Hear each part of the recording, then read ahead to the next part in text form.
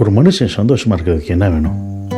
3 வேளை சாப்பாடு, ஒரு நல்ல குடும்பம், கடவுள் புண்ணியத்தில் 2 தங்கமான பிள்ளைகள், அப்புறம் ஒரு அழகான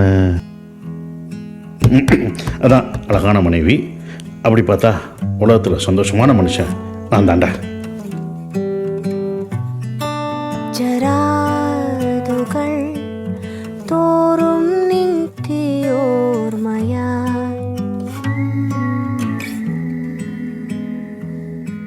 തരാതെ പോ